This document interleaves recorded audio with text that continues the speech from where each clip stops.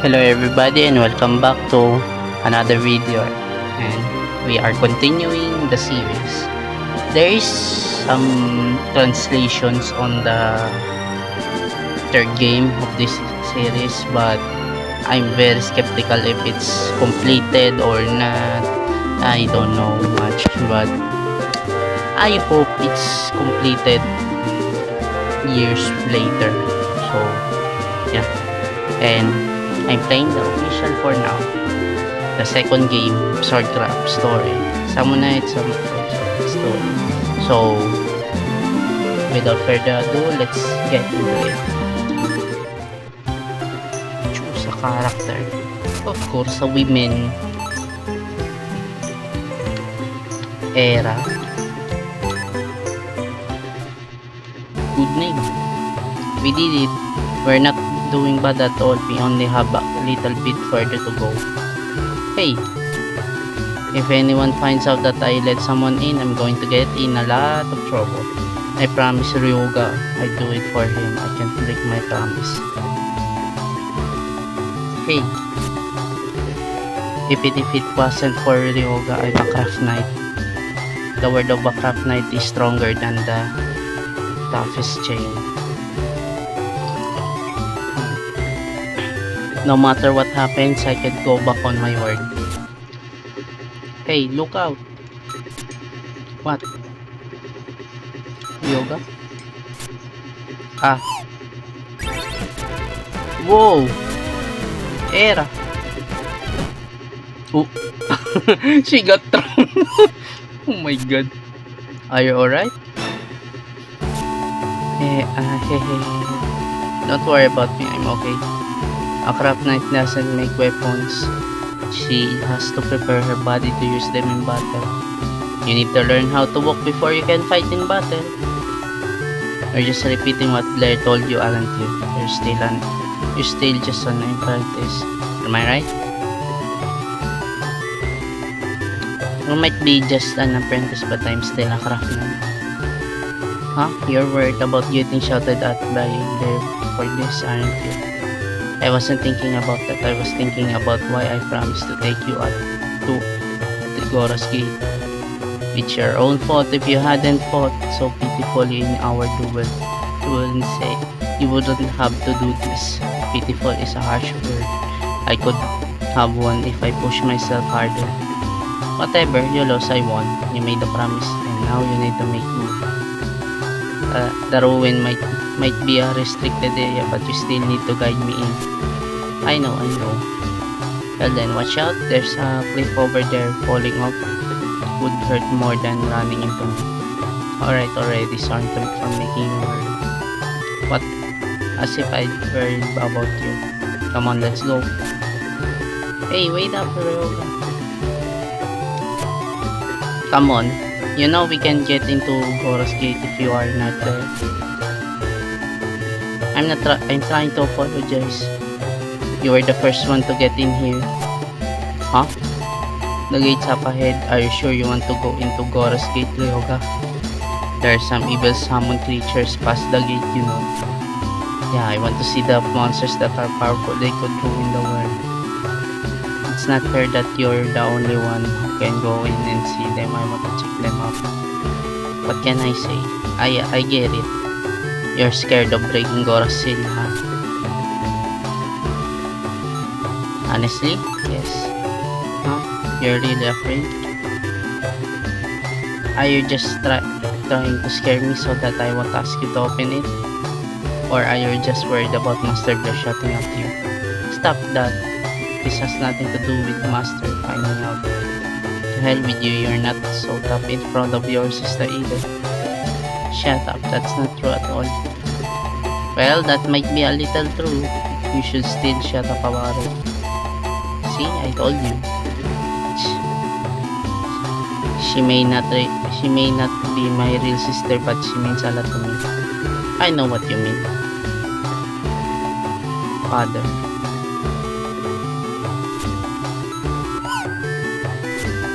Hey, stop looking at what your real father left you. Blair's, you're dead now. You should be happy. I know it's a little weird, but still, Okay, it's not like I'm unhappy about it. He might be a little strange, but he's still a decent guy. Orin and Tatiana are good people too. I don't have a problem thinking of them as my brother and sister. The reason I hang on to this stone all the time is because Blair told me to keep it with me. Okay, I get it. Oh, by the way, the other day he said that he doesn't want you to call him master. He said to call him your big brother. Huh? No way. I don't understand master at all. You have a pretty nice family. I'm a little jealous. At I am due to yoga. Or what? Lynn's so beautiful and mature. I really look up to her. She might be beautiful, but when she's at home, she... Wait. What? She what? Shut up, I think I heard something. Yeah, hey, I heard it too. It's a voice. It came from over this way. Over there. My house used to be in that direction. Wait, here? Follow pure yoga. Move. Look, is somebody on the ground? Wait a minute, it's not human, it's a summon creature. What is it? It's...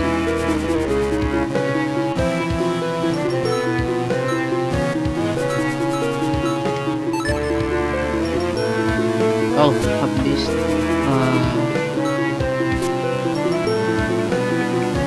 A beast? It's a summon creature from the Phantasma realm of Metropa. It's a half beast. Why is it here? Was it ambushed by some nasty monster? What about the nasty monster? I didn't say there was one. But whatever hurt this monster, this summon creatures, this badly must still be around here somewhere. If you're Galapera. What's that? I knew it. This cute bunny is the monster. Wow. Okay. Hey, wait, what? Ow. Wait, what the hell? Why there's voice acting now? That was weird. Okay. I did it. I don't like English voice acting in my JRPGs. Okay.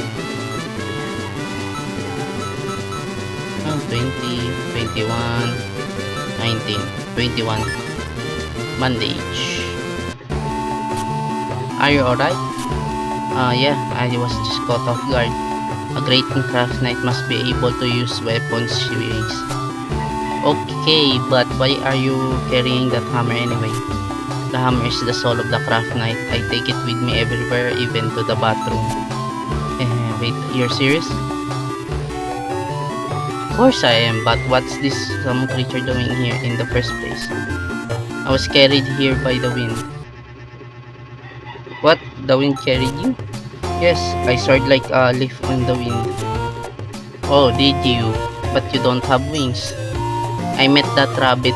I greeted him, but he became angry and attacked. Was he mad? The wind was scared. I think he heard the wind and got upset. I don't understand. He probably just trespassed on its territory and it went after him. See, that's not so difficult. I was not in his territory. I was carried by the wind. You're stubborn, aren't you? I apologized and tried to follow the wind away from here. But the rabbit followed me. He caught up to me here. I don't know what you're talking about, but it looks like you'll be okay for now. I was quite scared. I give you my thanks. Oh, don't worry about it. But how did you get into the village in the first place? There's a ward around here that keeps summon creatures away. A ward? What is that? I guess some of the keystones must have collapsed. Well, have to tell the chief about that. By the way, do you have a master? I serve no one now. My master's soul blew away a long time ago. This child is a stray summon. Yes, I'm a stray summon, but I am not sad any longer. The wind talks to me, it has cheered me up and told me to remain strong. Oh, is that right? But I'm afraid that this village doesn't allow stray summons in. Indeed, it's true. I do not doubt you. Hey, yes? I said the village doesn't allow stray summons. So you did. So you have to get out of here.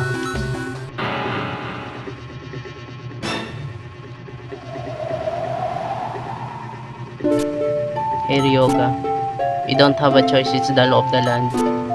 The wind does not heed the land's wishes, it says I can stay. No matter what you hear in the wind, Hera and I must follow the rules of the village. Is that so? Yeah, indeed. Hey, look, I understand I shall go elsewhere. Ah, what's wrong? Are you hurt? That seems to be the case. I will be fine. The wind will carry me away. Wait, what happened to you if something like this happens again? If you're hurt, you won't be able to run away like you did this time. I will do my best, that is all the wind can ask of me. Well, you can do your best, but why don't you come over to my place? I'll take care of your wound. Are you sure? Aren't you going against your own rules then? There's no rule that says we have to turn away someone in need. I see. Well then, I appreciate your help. Okay, let's just do that. I don't know what you're thinking. Well, I'll go tell the chief about the fallen stones. Thanks, Ryoga. Hey, wait up. What now? We haven't been introduced yet. I'm Erad. That guy is Ryoga. Don't call me that guy. Oh, sorry. What's your name? Arno. Guy name, girl. Nice meeting you, Arno. You too, Era. Well then, let's go back to my place. Okay. Ships in the mountain. How was it, Tatiana? I'll be okay. Luckily, the wound wasn't very serious. Thanks, Tatiana. And you too, Orin. Don't worry about it. You take care of yourself. You take good care of yourself, lady. Hey, what are you talking about? Arno is a boy. What? Don't be so rude. She's a girl. Who's being rude? Can't you tell he's a boy? Hey, you two, take it easy. No, wait. Seriously. You're a girl, right? You're a boy, aren't you? Are you a boy or a girl? If you ask me, just tell us which one you are. I'm a child of the wind. That doesn't help. What's that supposed to mean? I don't have a clue. You should know, right? No, I really don't. Just tell us already, or no. I'm a child of the wind. You said that before, but it still doesn't help. Oh, do we have a guest? Oh, master.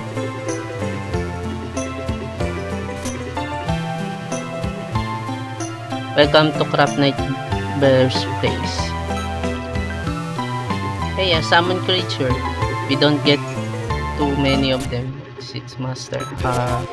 I follow no master now. That means you're stay summon, is that right? Yes. What are we supposed to do now? Yes, Taya summons aren't allowed to enter the village. I was already told that I'll be leaving now. No, don't leave yet.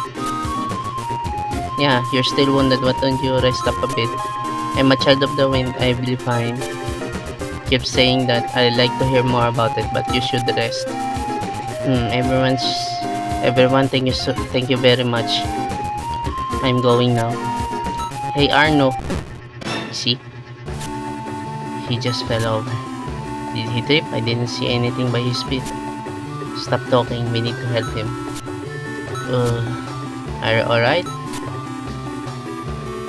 I hid by those. It really hurts. But I'll be fine.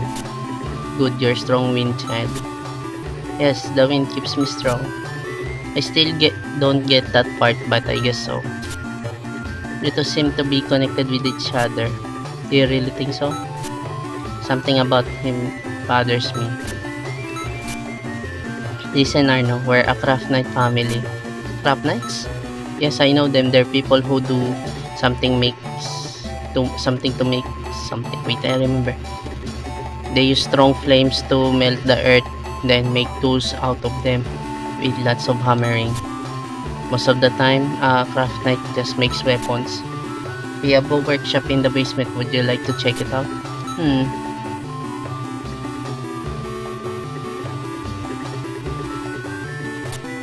Come with us, Era. Wait. Small house. Small space. Okay, this is her room. This is our workshop, and we make our weapons here. The unique thing about craft knights is that we can borrow the power of the guardian beast to help us.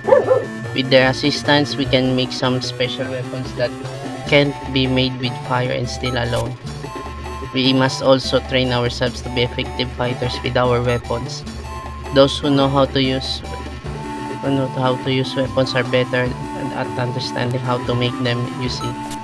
I see. And now, Arno, how would you like to be a guardian beast for Era? A guardian beast? This is pretty sudden. A guardian beast? Does that mean I protect Era? This is a great deal to ask of me. The role of a guardian beast is to ensure the safety of the group. There are many dangers involved in collecting materials, but there's more to it than just that. What I mean is, it must become a partner to its master in order to make superior weaponry. I'll have to make weapons with my master. How it usually works is that guardian beasts are called by a summon talisman only when forging a weapon like I do. But that's not going to work in your case, Arno. But I'm not sure if I can do that. Let me be blunt. We can't allow stray summons in this village. Even if we were to kick you out, Era might be punished just for bringing you here. Really? Oh, what did I get myself into? If you become Era's guardian beast, you won't be a stray summon anymore. And you can stay. Not only that, you'll have a new partner. Everyone comes out ahead. Yes, indeed, Era, you're lucky. So lucky. Hey, please wait a second, Master. What's wrong? I know Orin has a summon talisman to summon his guardian beast, but that shouldn't be necessary with mine. I'm not an object. That's not what I meant. Would the wind be ashamed of me if I stayed with humans? Arno, I don't know your story, and you may have suffered at the hands of humans. You were summoned to this world and live as a stray summon, but can't you trust a human and Era one more time? Blair, it wasn't just a coincidence that Era brought you here, Arno. Era rescued you and brought you here out of pure goodwill. It makes sense to me that you two ought to make a pledge to be partners. But this doesn't sound like a usual pact between craft knight and a guardian beast. I wouldn't be any of use. Anyway, that's not true. I think you'd be a great help to me, Arno. What makes you think that? Well, let me think. You can hear the voices of nature. That would be a very handy skill to have on an adventure. Do you think so? I see I haven't had a compliment in a very long time. The wind is blowing. It tells me that it is happy with this arrangement. You can hear the wind down here in the basement. Well, as long as you're happy with it. I think you two seem to be connected with each other. What makes you think that? Indeed, you two make good partners. It's a deal. What? Alright, it's not official until the bonding pledge is publicly signed, so I'll go gather everyone to the Monument Square. Come with me, Arno. Yes. Catch up with me later. Okay, let's save it. Era. Yes, master. You're a good kid. Where did that come from all of a sudden? Why a tire floating? Nothing harmful, I promise you. If you want to be a successful craft knight, you have to be honest and faithful to your new partner. Just remember that being nice isn't always the same thing as being honest, but don't worry. This all turned out fine. Keep that in mind, master. I will, sir. Okay, I'll head out now. The pack signing will be held in the Stone Monument Square. Don't be late. Ew. Oh, I'm not allowed yet. I guess I should save the game now. I can record my progress with this. Yeah. Oh. No.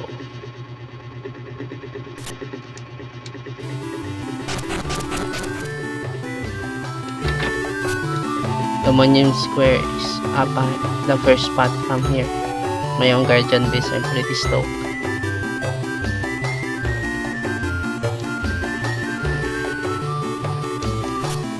The Monument Square is up dahil everyone is waiting for you. Talk to everybody in the village. Lots of people interesting things to say if you listen. You may find them helpful.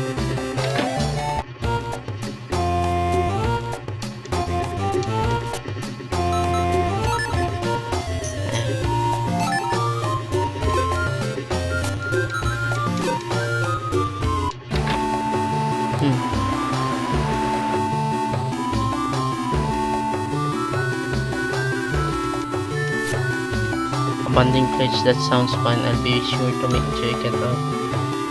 Think here. Oh, not this one. Okay, this will be another incident. Okay, let's go.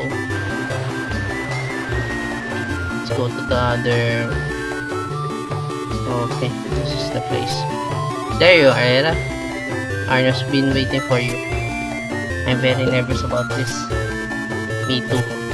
With the chief's permission, you'll be accepted as Era's guardian base. Permission from the chief. There's supposed to be summons involved in this. Now you just have to make a pledge in public to make it official. This is just a ritual these days. Oh, there's the chief. Now let's proceed to the signing of the bonding pledge. This man isn't a summoner? Not really. I heard that he's a descendant of a summoner. You're right about that. I'm from a family of summoners, just like Era. Cold Hearts. Wait, what? You have a last name? Is everyone in your family a summoner as well as a craft knight? Not really. My real father died when I was little. I'm sorry to hear that. I was then taken to Blair, who was a friend of my father's. I see. My ancestors were involved in sealing Gora, you know. When I was young, I used to use great summon spells handed down through my family to call upon the powers of great and terrible summon creatures. Bear with him, the story is really long. Is it really? I think the chief must be a great summoner. I've never actually seen him summon anything though. So anyway, this beautiful young lady came to my hut and asked for my help, which I was happy to give. Oh, she was wonderful. She made the most delightful cookies, and we shared a mug of hot cocoa later. And the weather in the mountains changes so quickly that you can be in danger if you are not careful. Which reminds me of the time I kept bees for a couple of years. Bees make the sweetest honey.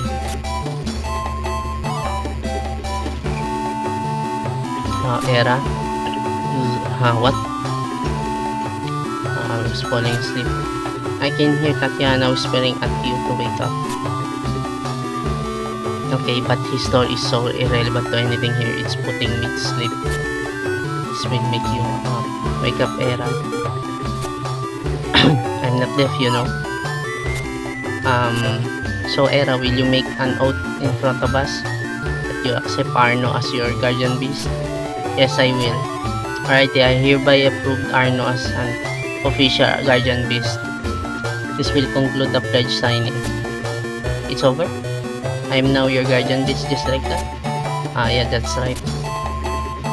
Era is my new master from now on. Well, I'm glad you're happy about it. Serve your master well and protect the town as a guardian beast of an edge fencer. An edge fencer? What's that? It's Era. The Cold Hearts clan has unlocked the power to use magic sword Sigora within this village. For generations, they have protected the seal, keeping the evil summoned creature Gora in prison. It's not that difficult. You to Era take good care of Arno from now on. I'm Era's guardian beast. My new duty is to take care of my new master. Not that the ceremony is over. Now what? You need to practice making weapons. What? I think it'd be better to go around and introduce Arno everyone in the village. Quit procrastinating. Both of you into the workshop. Move it. Go, go, go. Alright. Well, at least I drank my medicine. Hey, Era. You two. Hey, you two. Ryoga and Lin. Sorry if it's getting hectic. Don't worry about us. Yeah, you shouldn't be running around outside too much. The sun will make your skin look old. You're not so young yourself, Lin. Well, everybody gets older. Hey, what are you talking about? I'm still young. Do you want to see something to prove it? Check this out, Era. What? Whoa! Wait, Lin. Hey, I'm just kidding. You're so cute when you get all flustered. Don't tease me like that. Master, your face is all red and you're sweating. Do you feel alright? I'll be fine. Do you think you could stir up a cool breeze for a minute? Hey, Era, don't forget about the promise you made. You don't have to do it today, just remember it. Oh yeah, the ruin, right? Of course, a craft knight's word is stronger than the strongest steel. Alright, I'll wait for you at home. Come and pick me up when you want to go. Okay, I'll meet you at your place then.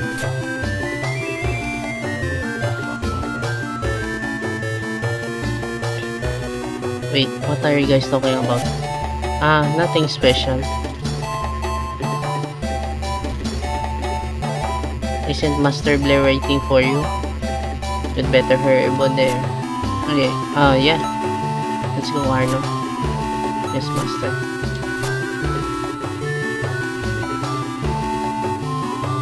Press select to talk with your guardian beast. Oh man, something happened. Master is waiting for us. We need to get back to the workshop. Weapon practice, what are we doing?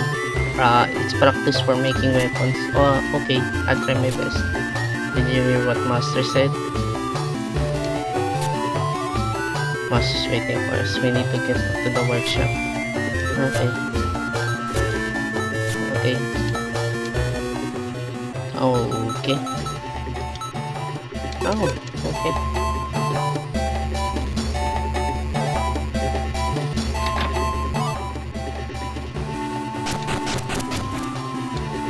Okay. Now it's the time for you to learn the basics of being a craft knight. Hang in there. I'll do my best. Take good care now. By the way, Era, as Arno's master, can you explain how to make weapons? Of course. Master, of course I can. Gather materials and determine the type and strength of the weapon. Use a furnace to compound them. And then hammer them into shape until it's finished. I guess that's good enough. Did you get it, Arno? That sounds like fun. Don't get too optimistic. Craft knighthood is serious business. Forging can cost your life if you're not careful. You must pour your soul into it and focus your spirit. I understand. He sounds different now. It's a bit scary. He's incredibly focused on the subject of weaponsmithing. Oh, one more thing, Arno. You will call me master within these walls. Did you hear me? I understand. You will respond Master, yes, master. Do you hear me? Yes, master. Master, yes, master. To become a real craft knight, you must collect your own materials to make weapons. You can collect them in the forest around here. There are many stray summons in the area. Danger is always around the corner when doing a craft knight's work. But as a craft knight, you must have the superb ability to battle using a weapon of your own design. I'm a bit scared, but I'll do my best. Look, you're supposed to be looking for materials that strays to fight. Don't be foolish. You can refine and strengthen your weapon in combat. That's an important thing to remember. It'd be nice if you could use those machines that Era broke the other day that way. It'd be safe you wouldn't have to risk yourself. All of us have something we're not good at. Mine's machinery, yours happens to be cooking. My cooking is just fine. Yeah, right, don't blame her. She used to eat dirt as a little kid. Her taste buds are all screwed up. Do you have a problem with my cooking? Just because you're great at it doesn't mean you get to be a complete jerk. I'm good with machines too. Oh, science enough. Era's terrible with machines but can still build a drill. It's because I'm a craft knight. Oh, that's great, master. Thank you, Arno. Cut the chatter. Do you understand the most important point I've made so far? Yeah, master, yes, master. No. But master, you said it's the hammer. We forge weapons with the hammer. A hammer? Yes, it's a hammer. You will practice using it until you can use it well. Swing it 100 times. Master. 100 times, master. That takes me but a height to do that when I started training. Good luck. What are you smiling for? You get to do it as well. You're Arno's master. Oh, no time to complain. Well then, start practicing now. Yeesh.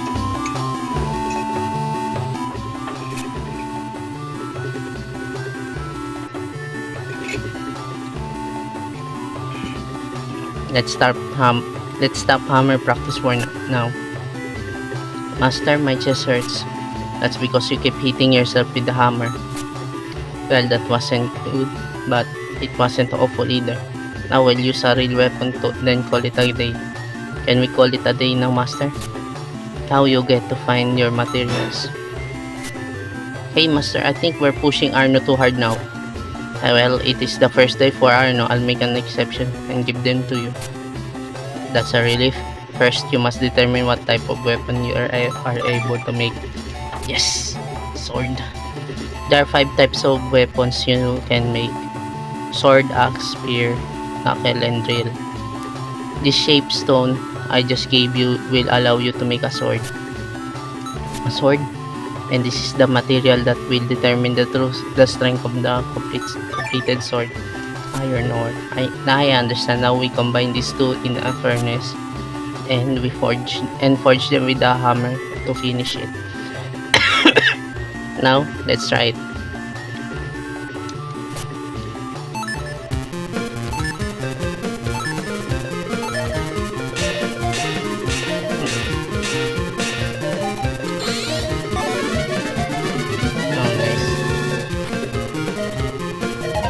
Amateur knife.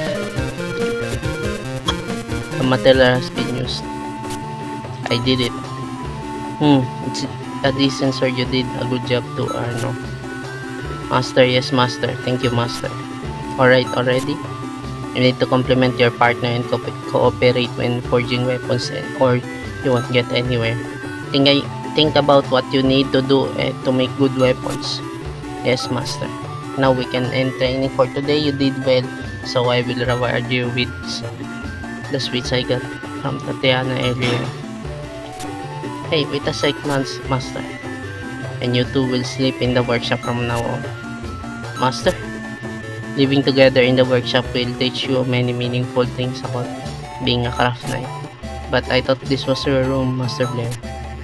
Don't worry about me. I'll take your room. But my clothes are in there. Well, I'll be going. Good night. I guess I can change his mind. I guess he has a good intentions, but I wish he'd tell me why he's doing this. He's so stubborn. It's like we have a choice. He's our master. Let's concentrate on honing our craftsmanship skills. Maybe I'll get to sleep in my own bed later. Yes, master. Oh, by the way, didn't master say that he had some sweets for us? Huh? Do you want them? Oh, yes, master. I love sweets. Well, alright, you can have them, Arno. What's wrong with you, master? We can share them. That sounds good. I guess I can't let you have them all. Sharing candy with my master. Oh my god. Okay. Are you alright, Arno? You don't look so good. Yes, master, my mouth tastes awful. I need to go outside and speak with the wind. Want to go for a walk? Well, I guess I could. Let's take a walk together. Yay! Where are we heading then? Let me see. Why don't we go to where my old house was? Your old house? Okay, this is the hangout zone. Here we are. The night breeze feels good. I'm not so tired anymore. Thank you, Arno. I'm happy for you, master. Oh, isn't this where we met for the first time? Is this place special to you? Yes, I used to live around here when my father was alive. I see. It was so long ago I can't remember much about my home here. But for some reason, I always feel relaxed whenever I visit, so I come here when I'm stressed. This is also where I met Ryoga for the first time. What happened here before? Do you remember when the chief said that there are ruined ceiling of the evil summon creature Gora? Gora destroyed your home? No, it was summoned a long time ago, but it was too powerful for any summoner to control. They couldn't even send it back to its own world, so they needed to seal it within the ruins here. There was a bad summoner called Guren who tried to set it free. Why would he do that? I heard that he was so confident in his abilities that he thought he'd able to control Gora's power. He went on a rampage in the village while trying to undo the seal. Rampage, fighting for no reason, like a sick animal. It's scary to think about. Yeah, my father and Master Blair and everybody in the village, they fought together to defeat Guren. My house was destroyed in the battle, and I was badly hurt. My father died while using the power of the edge fencer to rescue me. Master, they say my mother died right after I was born, so I was all alone in the world. We were alone, but Blair took me in and adopted me as his daughter. I know that he was going through a hard time back then because he lost his wife in the destruction.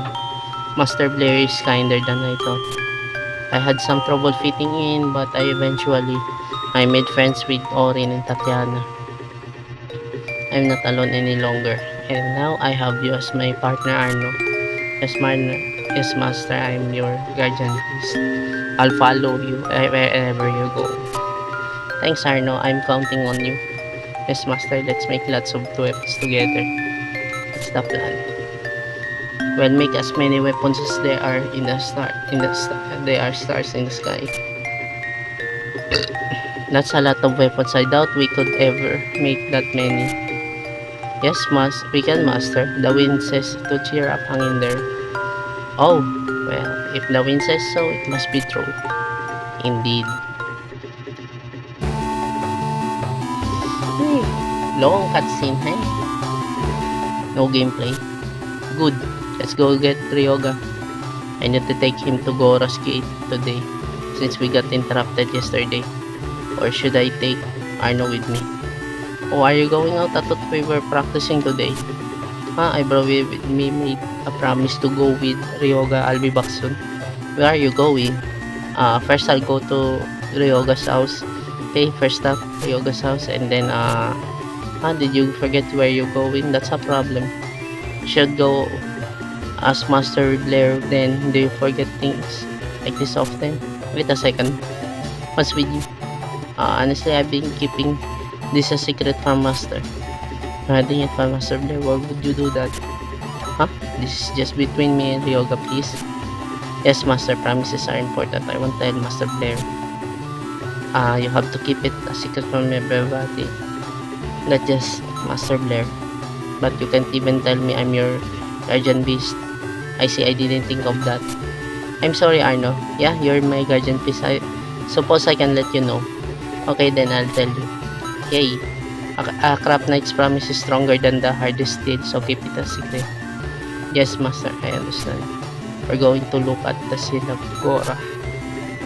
I remember that name. He's a scary summon creature. Why do you have to go there? Can't Ryoga go by himself? The ruin is a restricted area. No one is allowed to enter without permission. What about me? Yeah, I guess you're my guardian beast, so you can come with me. I understand, Master. We'll have to get ready, that we can face the dangerous creatures in the area.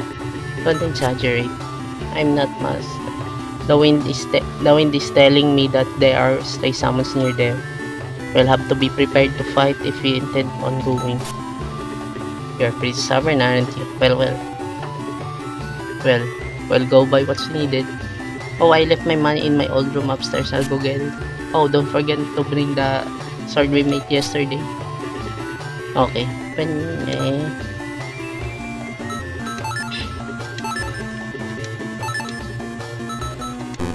Okay.